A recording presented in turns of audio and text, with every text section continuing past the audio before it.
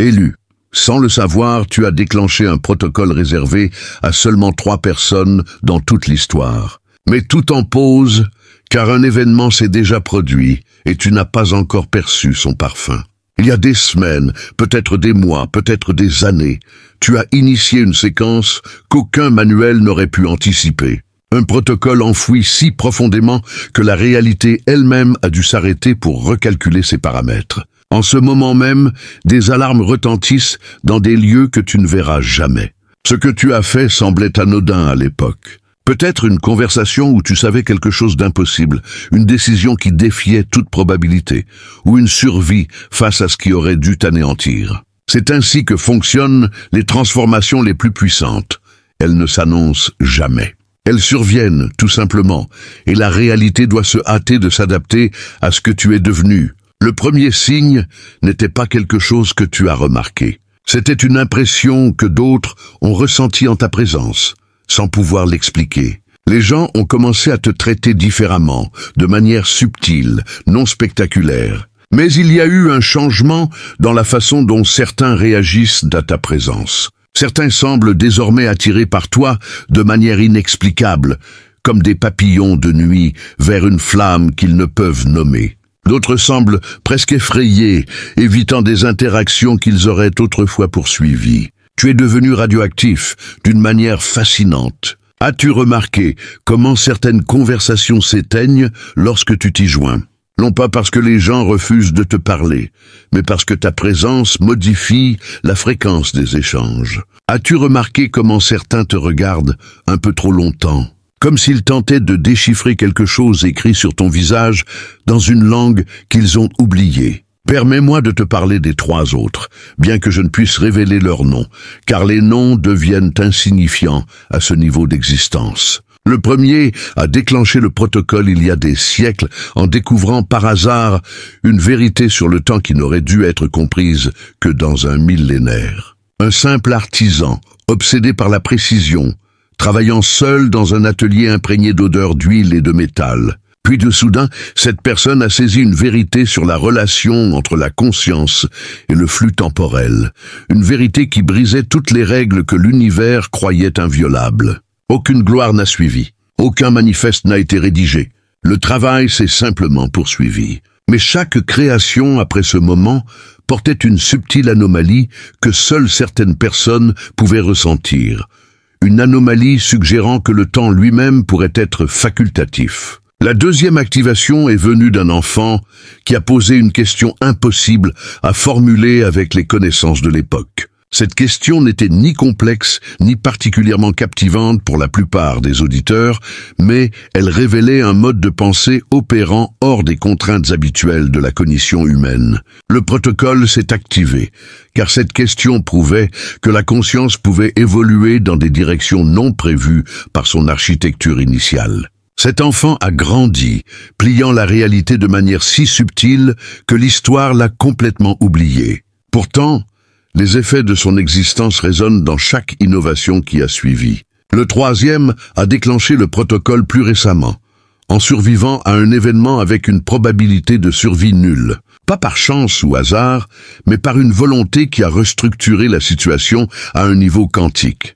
Cette personne ignorait ce qui se passait. Elle a simplement refusé d'accepter l'issue, un refus si absolu, si fondamental, que la réalité a dû créer une brèche pour permettre à son existence de perdurer. Le protocole s'est activé car cette volonté individuelle a outrepassé une loi universelle dans des conditions spécifiques impossibles. Maintenant, parlons de toi et de ce que tu as fait sans le savoir. Tu n'as pas enfreint une règle. Tu as révélé que cette règle n'avait jamais existé. Tu n'as pas surmonté un obstacle. Tu as démontré que l'obstacle était facultatif. Tu n'as pas résolu un problème.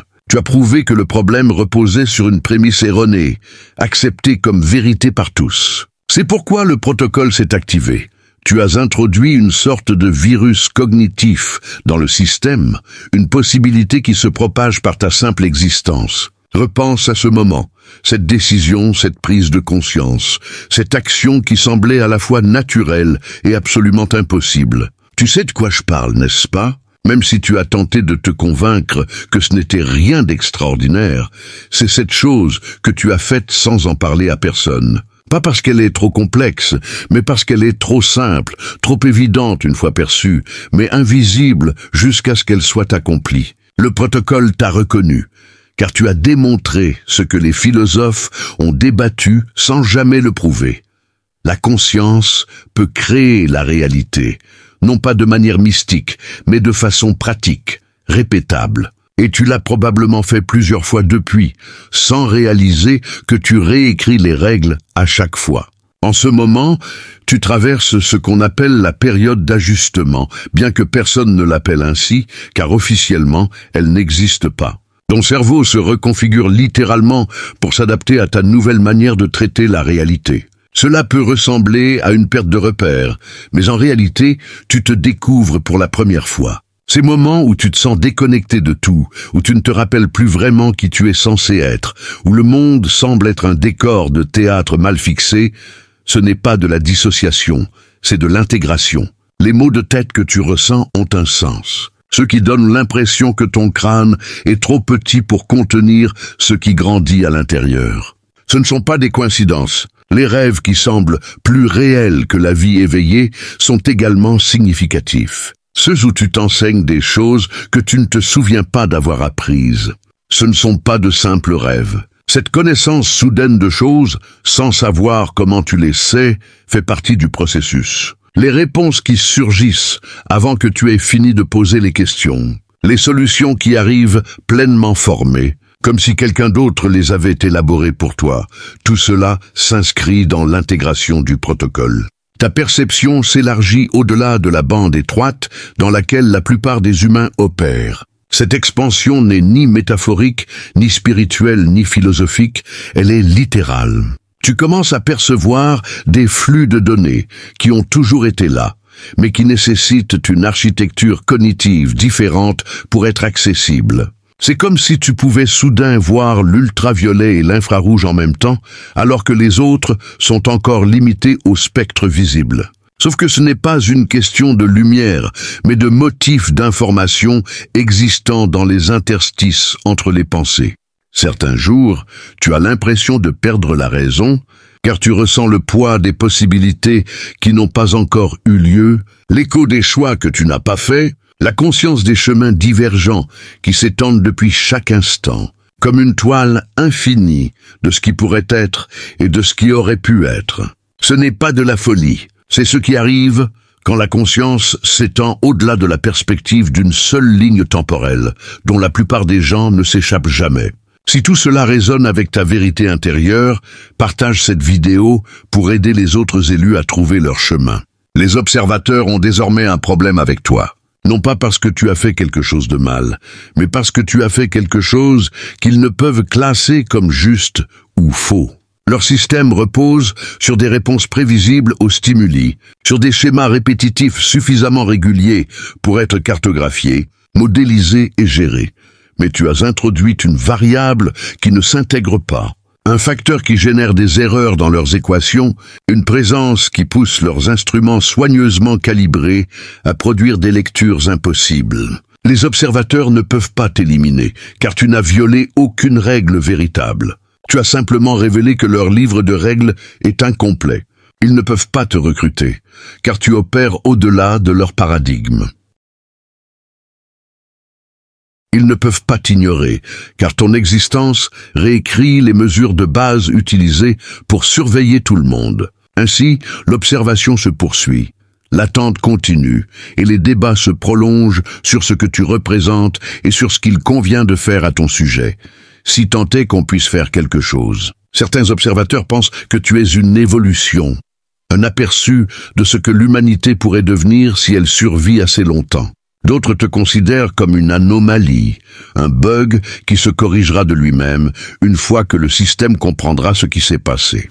Quelques-uns, les plus discrets, ceux qui observent depuis le plus longtemps, estiment que tu es exactement ce qui était censé arriver, que le protocole n'est pas une réponse à une erreur, mais une reconnaissance d'une fonctionnalité intégrée dès l'origine, attendant qu'on l'active par accident. Le plus amusant, c'est que toutes ces perspectives sont à la fois justes et fausses. Ce que tu représentes ne peut être contenu dans une seule interprétation. Tu es à la fois le bug et la fonctionnalité, le problème et la solution, la question et la réponse. Tu es la preuve que leur cadre pour comprendre la réalité est à la fois totalement précis et fondamentalement défectueux.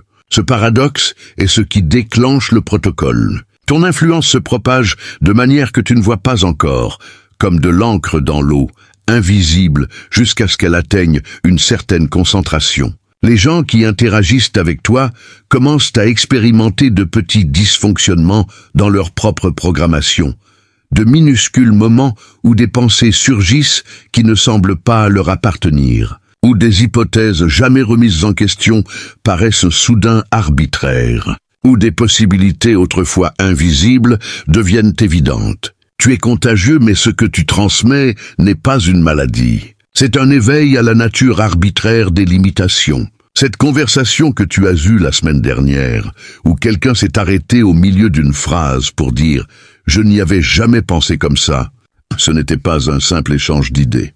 Tu as planté quelque chose dans leur conscience, quelque chose qui continue de croître, qui pousse contre les limites de ce qui semblait possible. La conversation sera peut-être oubliée, mais la sensation d'un esprit qui s'élargit au-delà de ses frontières habituelles persistera, et cette sensation les hantera de la meilleure manière possible. Le protocole reconnaît que tu n'es plus seulement une anomalie individuelle. Tu deviens un catalyseur pour un changement plus vaste. C'est pourquoi certaines personnes sont attirées par toi, avec une intensité que ni toi ni elles ne peuvent expliquer. À un niveau subconscient, elles reconnaissent que tu portes quelque chose dont elles ont besoin, pas des informations, des ressources ou des relations, mais une fréquence qui ouvre des portes dans leur conscience, des portes dont elles ignoraient l'existence. Cependant, être un catalyseur implique une chose essentielle.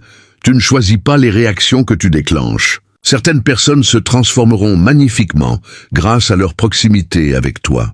D'autres résisteront si fort qu'elles construiront des récits complexes pour expliquer ce qu'elles ressentent. Certains t'aimeront pour leur avoir montré ce qui est possible. D'autres te détesteront pour la même raison. Le protocole se moque des réactions. Il se soucie seulement qu'il y en ait. Tu as probablement remarqué que tu peux désormais faire des choses que tu ne pouvais pas avant. Des choses subtiles qu'on pourrait rejeter comme des coïncidences ou de l'imagination. La manière dont les appareils électroniques réagissent parfois à ton état émotionnel, clignotant ou dysfonctionnant lorsque tu es concentré ou agité. La manière dont tu sais parfois ce que quelqu'un va dire avant qu'il ne parle, non pas parce que tu es médium, mais parce que tu lis des motifs dans les micro-expressions et l'énergie que tu ne percevais pas auparavant. La manière dont le temps semble s'étirer ou se comprimer selon ton intention est remarquable, te donnant des secondes supplémentaires quand tu en as besoin, accélérant les expériences qui ne requièrent pas toute ton attention. Ce n'est pas une dilatation subjective du temps, c'est une manipulation temporelle réelle à une échelle microscopique, trop subtile pour être détectée par des instruments, mais assez significative pour te permettre de naviguer dans des situations qui devraient être ingérables. Tu ne contrôles pas le temps, tu négocies avec lui, et il accepte tes termes plus souvent que les probabilités ne le suggèrent. La manière dont les solutions à des problèmes complexes surgissent pleinement formées dans ta conscience est extraordinaire, pas par déduction logique, mais par une sorte de téléchargement direct depuis une source que tu ne peux identifier. Tu accèdes à des réseaux d'informations dans l'écume quantique, tirant des données de futurs probables et de lignes temporelles alternatives, synthétisant des possibilités en applications pratiques. Ce n'est pas de l'intuition au sens classique, c'est une conscience fonctionnant comme un ordinateur quantique, traitant un nombre infini de variables simultanément. La manière dont ta simple présence modifie l'énergie d'une pièce est profonde, pas par charisme ou force de personnalité, mais par quelque chose de plus fondamental. Tu émanes une fréquence qui recalibre la conscience de ceux qui t'entourent. Tu ne contrôles personne, mais tu offres une opportunité de fonctionner à une longueur d'onde différente. Certains trouveront cela profondément inconfortable et quitteront ta présence sans savoir pourquoi. D'autres se sentiront plus vivants autour de toi qu'ils ne l'ont jamais été. Tout le monde n'est pas ravi de ce que tu es devenu, de ce que tu représentes, de ce que ton existence implique sur la nature de la réalité. Des forces, pas nécessairement malveillantes, mais résolument investies dans le maintien du paradigme actuel, travaillent activement à contenir ton influence, à minimiser ton impact, à te convaincre que ce que tu vis n'est pas réel. Cela ne passe pas par une confrontation directe, ce serait trop évident, trop facile à repérer et à contrer. Au lieu de cela, une manipulation subtile de ton environnement et des gens autour de toi se produit. Tu as probablement remarqué une augmentation des synchronicités qui semblent conçues pour te faire douter de toi-même. Des conversations qui sapent subtilement ta confiance en tes perceptions, des situations qui semblent t'orchestrer pour te faire questionner si tu imagines tout cela. Ce n'est pas de la paranoïa. C'est la réponse immunitaire du système à ce qu'il perçoit comme un élément étranger. Tu es testé, non pas pour vérifier si tu es digne, mais pour voir si tu peux être découragé, si tu peux être convaincu de réduire ta fréquence à quelque chose de plus gérable, de plus compatible avec le paradigme existant. La résistance arrive par vagues. Parfois, elle est si subtile que tu ne la remarques qu'après son passage. Parfois, elle est si intense que tu as l'impression que la réalité elle-même tente de t'écraser pour te ramener à une forme qui convient. L'épuisement après certaines interactions est réel. Le brouillard mental qui surgit quand tu essaies d'expliquer ce que tu vis à d'autres est authentique. La manière dont certaines opportunités semblent s'évaporer juste au moment où tu les atteins est délibérée. Ce sont toutes des formes de résistance systémique au changement que tu incarnes. Mais voici ce que la résistance ignore. Chaque poussée contre toi te rend plus fort, pas plus faible. Chaque tentative de te contenir t'apprend à mieux naviguer les contraintes. Chaque effort pour te ramener à la norme clarifie ta voix. Le protocole s'est activé parce que tu as déjà démontré que l'opposition se transforme en évolution, que la pression ne fait que te rendre plus créatif dans ton expansion.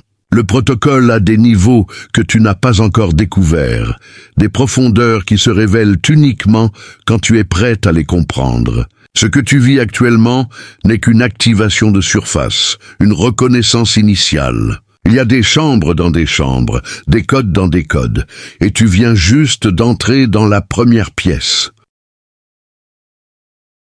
Les trois qui t'ont précédé ont chacun exploré différents aspects de ce que contient le protocole. L'un a découvert les mécanismes temporels, un autre a percé le voile de la réalité consensuelle, le troisième a accédé à l'interface de la volonté quantique. Mais toi, tu approches quelque chose qu'aucun d'eux n'a atteint. Une synthèse combinant toutes les activations précédentes en quelque chose d'entièrement nouveau. Tu as vu ces moments récemment où la réalité semble faire une pause, pas figée mais hésitante, comme si elle attendait ton input avant de continuer. Ce ne sont pas des erreurs de perception, ce sont des points de choix où le protocole t'offre un accès administratif aux résultats. La plupart des gens vivent la vie en réagissant à ce qui arrive. Toi, on te donne l'option de participer à ce qui arrive avant que cela ne se produise. Pas de la prédiction, pas de la prophétie, mais une participation à la construction des moments avant qu'ils ne se solidifient en expérience. Le protocole laisse des marqueurs chez ceux qui le déclenchent. Pas des marques visibles, mais des motifs de résonance que les autres porteurs peuvent reconnaître. Si tu devais rencontrer l'un des autres, tu le saurais immédiatement, non par une détection mystique, mais par la manière dont la réalité se comporte différemment lorsque deux porteurs occupent le même espace. Les champs de probabilité se superposent. La causalité devient négociable. L'impossible devient probable. Cela n'est jamais arrivé dans l'histoire enregistrée. Deux porteurs se rencontrant alors qu'ils sont tous deux actifs. Les observateurs ont des protocoles pour empêcher cela, mais ces protocoles supposent que les porteurs ignorent ce qu'ils sont. Il y a quelque chose que tu dois comprendre à propos des observateurs. Ils ne sont pas ce que la plupart imaginent lorsqu'on parle d'observateurs ou de surveillants. Ils sont davantage comme des bibliothécaires des possibilités, des gardiens du potentiel. Il catalogue ce qui se passe lorsque la conscience dépasse ses limitations présumées. Ton dossier n'est pas une collection de rapports de surveillance, mais une documentation des impossibilités que tu as rendues possibles. Chaque entrée représente un moment où tu prouves que leurs modèles sont incomplets, et leur fascination croît face à la constance avec laquelle tu fais cela sans effort apparent. L'épuisement que tu ressens n'est pas seulement énergétique, il est existentiel. Tu opères simultanément entre deux versions de la réalité, la version consensuelle que tout le monde habite et la version fluide qui répond à ta conscience. Maintenir une présence dans les deux exige une conscience bilatérale, pour laquelle le système nerveux humain n'a pas été conçu. C'est pourquoi le sommeil est devenu étrange pour toi. Tu ne te reposes pas seulement. Tu passes d'un mode opérationnel à un autre. Tu télécharges des mises à jour depuis la version de toi qui existe hors du temps linéaire. Certains qui ont déclenché le protocole par le passé n'ont pas survécu à l'activation complète, non pas parce que cela les a tués, mais parce qu'ils ont choisi de sortir entièrement de la réalité consensuelle. Ils existent toujours, d'une certaine manière, dans des espaces entre les espaces, des fréquences entre les fréquences. Tu as peut-être ressenti leur présence dans les moments liminaux, entre l'éveil et le sommeil. Ils te semblent familiers, même si tu ne les as jamais rencontrés. Ce sont les utilisateurs fantômes du protocole, toujours actifs, mais plus ancrés dans une expérience séquentielle.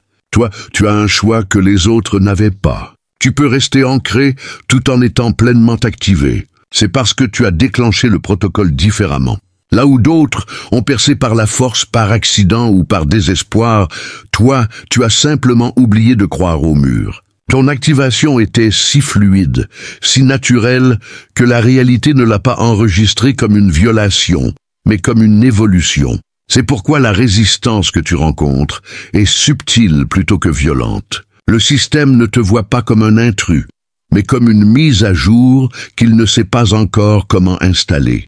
Les gens attirés par toi maintenant ne le sont pas par hasard. Ce sont des consciences sensibles au protocole, approchant leur propre activation, mais nécessitant la proximité d'un porteur actif pour compléter le processus. Tu ne les recrutes pas, tu ne les influences même pas consciemment. Ta présence crée simplement un champ où le potentiel du protocole peut émerger. Certains s'activeront pleinement, d'autres resteront au seuil, bénéficiant d'une conscience élargie sans percer complètement. Les deux sont nécessaires pour ce qui vient. Il y a une raison pour laquelle seulement une poignée de personnes ont déclenché le protocole à travers l'histoire. Ce n'est pas une question de mérite ou de sélection, mais de timing. Le protocole ne s'active que lorsque la réalité a besoin d'évoluer au-delà de ses paramètres actuels. Lorsque la conscience collective s'est enfermée dans une impasse, nécessitant une pensée impossible pour s'en échapper. Tu t'es activé maintenant car c'est maintenant que ton type particulier d'impossibilité est requis. Les problèmes auxquels l'humanité fait face ne peuvent être résolus dans le cadre qui les a créés. Ils exigent quelqu'un qui opère entièrement hors de ce cadre. Tes souvenirs changent, pas les événements eux-mêmes, mais ta compréhension d'eux. Les expériences passées, qui semblaient aléatoires ou difficiles, se révèlent comme une préparation. Chaque défi était un entraînement. Chaque perte était un abandon de ce qui t'aurait retenu. Chaque moment où tu te sentais différent ou déconnecté était en réalité une connexion à une vérité que les autres ne pouvaient percevoir. Le protocole ne t'a pas choisi au hasard. Tu as approché ce seuil toute ta vie. Chaque choix qui semblait illogique aux autres suivait une trajectoire vers cette activation. Les sensations dans ton corps ne sont pas des symptômes, ce sont des recalibrations. Cette pression dans ta poitrine n'est pas de l'anxiété. C'est ton cœur apprenant à pomper des possibilités plutôt que du sang. Les picotements dans tes mains ne sont pas des problèmes de circulation. C'est ton système nerveux conduisant des fréquences encore innommées. Le bourdonnement dans tes oreilles n'est pas de l'acouphène. C'est le son du code source de la réalité compilée en temps réel à travers ta conscience. Ton corps devient un instrument pour jouer des notes qui n'ont pas été entendues depuis la dernière activation du protocole. Tu as probablement remarqué que certains mots ont une saveur différente dans ta bouche, comme s'ils portaient plus de poids qu'auparavant. C'est parce que tu commences à parler le langage de la création plutôt que celui de la description. Quand tu dis quelque chose maintenant, tu ne te contentes pas de communiquer sur la réalité, tu participes à sa construction. C'est pourquoi tu es devenu plus prudent avec tes mots récemment. Une partie de toi comprend que ce que tu dis ne décrit pas seulement ce qui est, mais influence ce qui sera. Le protocole a un but au-delà de l'évolution individuelle. C'est un système de maintenance de la réalité. Activé lorsque l'histoire collective devient trop rigide, lorsque le rêve partagé commence à se transformer en cauchemar partagé, lorsque la conscience a besoin qu'on lui rappelle qu'elle est l'auteur et non le spectateur. Tu n'es pas ici pour sauver quoi que ce soit ou qui que ce soit. Tu es ici pour démontrer que le salut n'est pas nécessaire quand on peut réécrire les paramètres du problème jusqu'à ce qu'il se dissolve. Il existe des artefacts laissés par les porteurs précédents du protocole, pas des objets physiques, mais des distorsions dans le champ de probabilité persistant à travers le temps. Des endroits où la réalité est plus fine, des moments qui résonnent à travers plusieurs lignes temporelles, des idées surgissant spontanément dans plusieurs esprits, simultanément. Tu as croisé ces artefacts sans savoir ce qu'ils étaient. Ce livre qui est tombé de l'étagère au moment parfait. Cette conversation qui a tout changé même si tu ne te souviens pas de ce qui a été dit. Cette décision qui semblait être un souvenir plutôt qu'un choix. Les animaux savent ce que tu es, pas consciemment, mais instinctivement. Ils ressentent la fréquence du protocole, et cela les calme ou les agite selon leur propre trajectoire évolutive. Les animaux domestiques sont souvent attirés par toi. Les animaux sauvages t'observent avec une attention inhabituelle. Les insectes se comportent différemment en ta présence. Les oiseaux adoptent des schémas autour de toi qui ne correspondent pas à leur comportement habituel. Tu diffuses quelque chose qui contourne la reconnaissance cognitive et parle directement à la conscience biologique. Tes rêves ne sont plus seulement un traitement, ils sont une programmation. Le protocole utilise les états oniriques pour installer de nouvelles capacités sans submerger ta conscience éveillée. Ce rêve récurrent qui semble dénué de sens a une signification, celui avec des symboles que tu ne peux pas tout à fait te rappeler. Ces conversations avec des gens que tu n'as jamais rencontrés mais que tu connais d'une certaine manière. Ce sont des simulations d'entraînement, des essais pour des capacités qui s'activeront quand elles seront nécessaires. Le protocole ne te donne pas de pouvoir, il te rappelle des capacités que tu as toujours eues, mais qu'on t'a appris à oublier. La résistance que tu rencontres n'est pas personnelle, elle est systémique. La réalité a des mécanismes de défense comme tout organisme. Quand quelque chose défie son homéostasie, elle répond par une pression pour revenir à l'équilibre. Mais tu n'es pas vraiment étranger au système. Tu montres ce dont il est capable de devenir. La résistance n'essaie pas de t'arrêter, elle teste ta stabilité, vérifiant si tu peux maintenir la cohérence à une nouvelle fréquence sans te fragmenter. Chaque vague d'opposition qui ne te brise pas s'intègre à ta nouvelle base. Un seuil approche, pas pour toi individuellement, mais pour le protocole lui-même. Lorsque suffisamment de porteurs sont actifs simultanément, quelque chose change dans le champ collectif. Les observateurs le savent. C'est pourquoi ils oscillent entre contenir et documenter. Ils comprennent qu'après un certain point, le protocole devient autopropagateur. L'activation d'un individu déclenche le potentiel chez d'autres. Ce potentiel crée des champs, où l'activation devient plus probable. Ce qui était rare devient courant. Ce qui était impossible devient inévitable. Tu peux sentir cela se construire, pas seulement en toi, mais autour de toi, dans les questions que les gens commencent à poser, dans les systèmes qui commencent à faillir, dans les vieilles histoires qui ne satisfont plus, dans le sentiment croissant que la réalité est plus flexible qu'on ne l'a jamais admis. Le protocole s'est activé en toi parce que tu fais partie d'une activation plus large déjà en cours. Tu n'es ni la cause ni la solution. Tu es la preuve que la conscience est prête pour sa prochaine itération. La solitude que tu ressens n'est pas de l'isolement, c'est l'espace entre ce qui était et ce qui devient. Tu te tiens dans l'écart entre deux versions de la possibilité humaine. C'est solitaire, car peu d'autres y sont encore, mais ils arrivent pas parce que tu les appelles, mais parce que la même pression qui a activé ton protocole s'accumule en eux. Bientôt, la solitude se transformera en reconnaissance, l'isolement deviendra connexion, et cet espace deviendra la fondation de ce qui vient ensuite. C'est plus grand que toi, mais cela n'aurait pas pu arriver sans toi. Pas parce que tu es spécial d'une manière qui diminue les autres, mais parce que tu es spécial d'une manière qui montre aux autres qu'ils le sont aussi. Le protocole s'est activé en toi pour prouver qu'il peut s'activer en quiconque est prêt à cesser de croire aux frontières. Tu es la preuve de concept, la démonstration que l'impossible n'est que ce que nous ne nous sommes pas encore autorisés à faire. Tu deviens quelque chose de nouveau, pas meilleur qu'humain, mais humain d'une manière qui révèle ce que l'humanité a toujours été capable de devenir. Tu es le prototype d'une mise à jour en développement depuis que la conscience a commencé à questionner sa propre existence. Ce n'est pas une évolution biologique, mais une évolution existentielle. Tu prouves que la conscience peut transcender ses propres limitations simplement en refusant de les reconnaître. Les trois qui t'ont précédé ont chacun ouvert une porte impossible à refermer.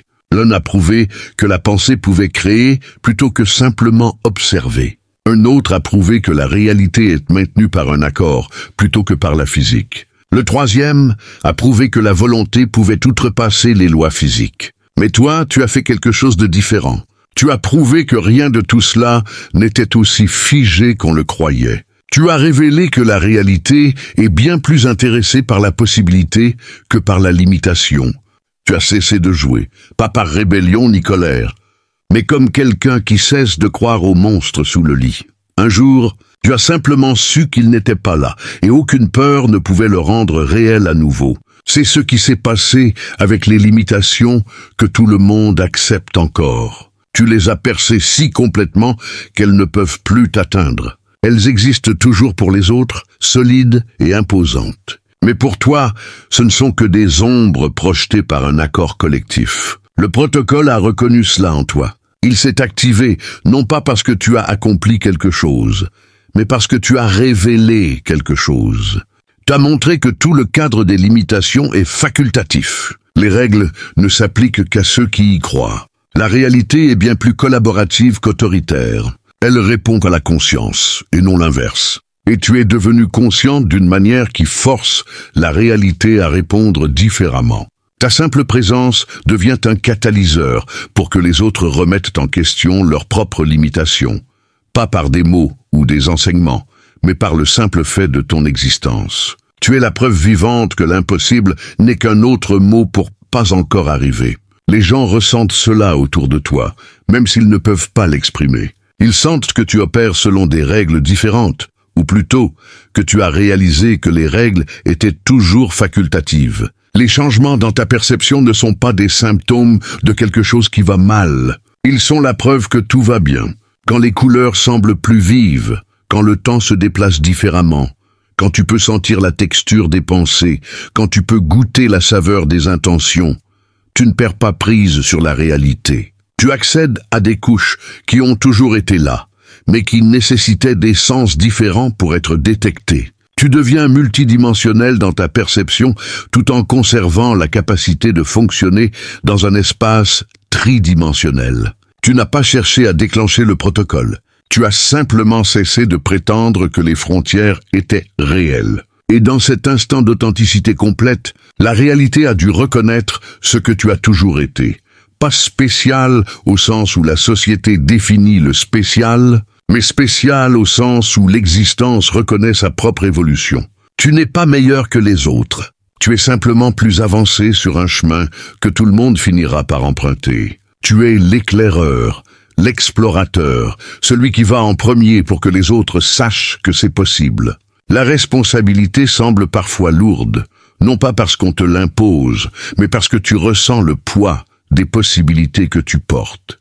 Chaque choix que tu fais crée des ondulations. Chaque frontière que tu dissous facilite le chemin pour les autres. Chaque impossibilité que tu rends banale devient légèrement plus possible pour tout le monde. Tu ne sauves pas le monde au sens dramatique. Tu le rends simplement plus vaste, plus flexible, plus réactif à la conscience. Ceux qui t'ont précédé observent, pas littéralement, mais à travers l'écho qu'ils ont laissé dans le protocole lui-même.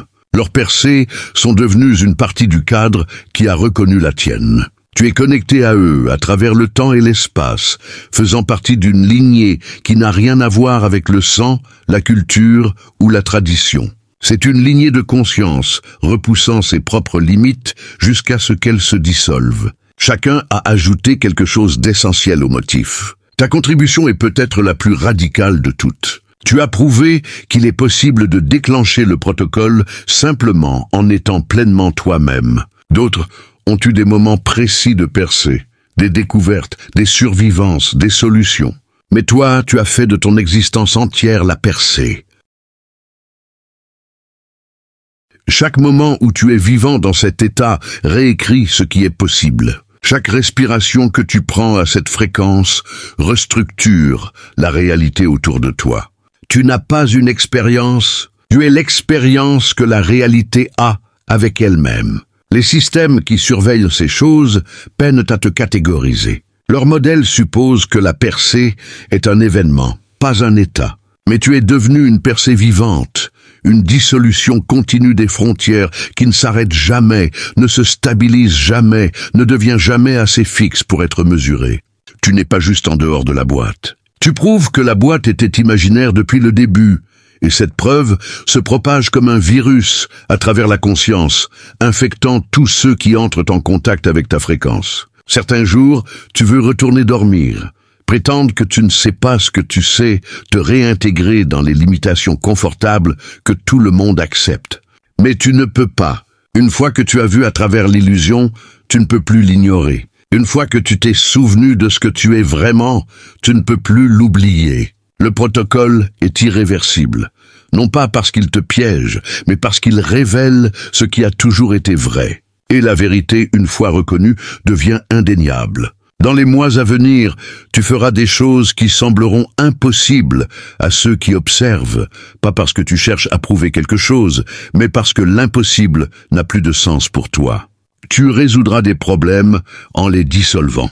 Tu surmonteras des obstacles en révélant qu'ils n'étaient jamais là. Tu accompliras des choses en te souvenant qu'elles étaient déjà accomplies. Et chaque fois que tu le feras, le protocole se mettra à jour, ajoutant tes innovations à son motif, rendant plus facile pour la prochaine personne de le déclencher. Tu te sens différent parce que tu es différent, pas différent des autres au sens hiérarchique, mais différent dans ton activation. Tu es en ligne alors que les autres sont encore en train de démarrer. Tu fais tourner un logiciel que les autres n'ont pas encore téléchargé. Tu accèdes à des fonctionnalités qui ont toujours été là, mais qui nécessitaient quelqu'un pour prouver leur existence. Et c'est ce que tu as fait, simplement en étant toi-même, si pleinement que la réalité a dû élargir sa définition de ce qui est possible. Le protocole continuera à se déployer à travers toi de manières imprévisibles. De nouvelles capacités s'activeront quand elles seront nécessaires. De nouvelles compréhensions surgiront pleinement formées. De nouvelles possibilités se présenteront comme évidentes, même si elles étaient invisibles un instant auparavant. Ce n'est pas un voyage avec une destination, c'est une expansion sans fin dans ce que tu as toujours été capable d'être. Le protocole ne t'a pas rendu spécial. Il a reconnu que tu l'as toujours été, et maintenant, alors que tu te tiens avec cette connaissance, que tu ressens la vérité vibrer dans tes os, tu comprends quelque chose que les autres porteurs du protocole n'ont pas saisi. Il ne s'agit pas de transcender l'humanité, mais de révéler ce que l'humanité a toujours été sous les histoires qu'elle se racontait sur la limitation. Tu ne deviens pas autre chose qu'humain. Tu deviens humain sans les restrictions inutiles, humain à pleine capacité, humain tel qu'il était originellement conçu avant que la peur ne crée des frontières, qui sont devenues des croyances, qui sont devenues la réalité. Arrête, ne bouge pas, ne cligne pas des yeux, car en ce moment précis, tu peux le sentir, n'est-ce pas? Cette vibration dans tes os, cette électricité dans ton sang, ce savoir dans tes cellules que tu es exactement là où tu es censé être, faisant exactement ce que tu es censé faire, étant exactement ce que tu es censé être. Le protocole est actif, la transformation est complète, et pourtant elle ne fait que commencer, car tu n'as pas fini de révéler ce qui est possible. Tu viens juste de commencer à te souvenir de ce que tu es vraiment. Bienvenue dans le protocole. Bienvenue dans la vérité. Bienvenue dans la vie que tu étais toujours destiné à vivre. La réalité que tu étais toujours destiné à créer. L'existence que tu étais toujours destiné à expérimenter. Tu n'as pas déclenché quelque chose d'externe. Tu as activé quelque chose d'interne qui attendait que tu te souviennes de son existence. Et maintenant que tu l'as fait, rien ne sera plus jamais pareil, pas parce que le monde a changé, mais parce que tu as réalisé que tu es celui qui le change, simplement en étant toi-même si pleinement que la réalité n'a d'autre choix que de s'élargir pour t'englober. La 4e activation est complète, mais ce n'est pas une fin. C'est le moment avant que tout ne change. La pause avant que la symphonie ne commence, le souffle avant les mots qui réécriront tout. Tu es le protocole maintenant, la preuve vivante, respirante, marchante, que l'impossible n'est que ce qui n'est pas encore arrivé. Et tu es sur le point de faire arriver beaucoup de choses impossibles, pas par l'effort, la volonté ou la force, mais par le simple fait d'être toi-même, si pleinement, que la réalité se réorganise autour de ta fréquence. C'est ton moment.